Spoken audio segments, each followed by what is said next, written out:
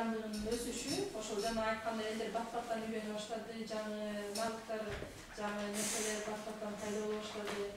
Анан жаңы вакансияларды карасаңар, 60% калктын 20%-inde гана ошол жөндөмдөр бар экен да. Азыркы вакансиялардачы. Мисалы алып карап көрсөң, буну билебиз. Адамдар айтат, бизде жумуш жок дейт. А жумуш бергенде бизде жумушчу жок дейт да. Эмнеге анткени ушул маселе бар да. Анткени ошол көп жумушу жок адамдардын ошол цифровой навыктары жок болуп атат да, ушул жумушка киргенгечи. Анан алар кире албайт, тиги жумуш бергендер ал адамды таба албайт. Же үйрөткөнгө көп убакыт керек. Ошон үчүн ушундай проблемасы бар. Анан биз эгерде жаңы ошо сиз ойлоп тапкан курсту окусак, анда бул нерсе кыскарышы мүмкүн да. Анан 10 жыл мурун бул эме жаңы канчалык бат тараган өзгөрүү ылдамдыгынын өсүшү. Мисалы 10 жыл мурун бир Баткенде бир нерсе болсо, Бишкекке жеткиче биз газеталардан эртеси күнү может быть окумакпыз да.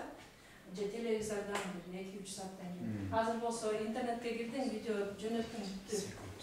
Азыр биз Кыргызстанда отуруп, Украинада эмне болуп атканын улам-улам көрүп атпайсызбы? Ошол 1 минутта деле ошол жаңылык мындай карап кеткендер ал ошо интернеттин пайда болушунун кесепети да.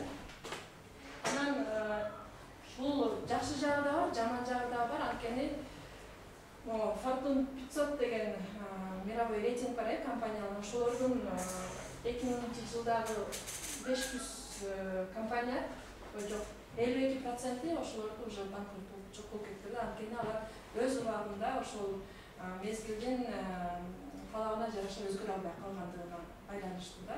Анткени жакшы нерселер пайда болуп кетти. Алар ошол нерсени, мисалы Nokia'ны эле алсак, Nokia деген компаниянын баарын билесиңер, улагында дүңгүрөтүп сонун телефондорду жасашкан. Анан өз убагында смартфонго өтө албай калган үчүн азыр ал Nokia'ны эч ким билбей калды. Анын ордуна жана китайский Xiaomi, ар кандай Lenovo деген телефондар алып кетип калды да. Ошон үчүн алар банкрот болуп калышы мүмкүн.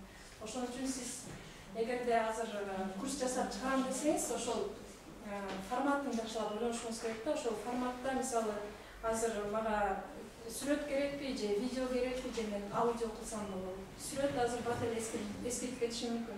Анткени Инстаграмда өзүңөр деле мынтип листать эткенде көрөсүңөр го, эртең менен чыккан сүрөттү силер кечинде таппай каласыңар, лентадачы.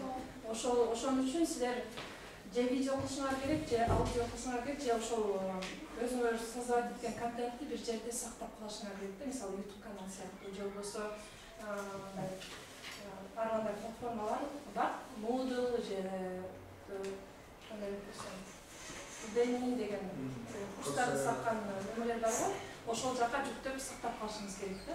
Анан ошол замандын талабына жараша, мисалы силер бир айда чыгардыңарбы ошол курсту, кийинки айда ал өзгөртүшүңөр керек да. Анткени кийинки айда уже башка трендтер болуп калышы мүмкүн.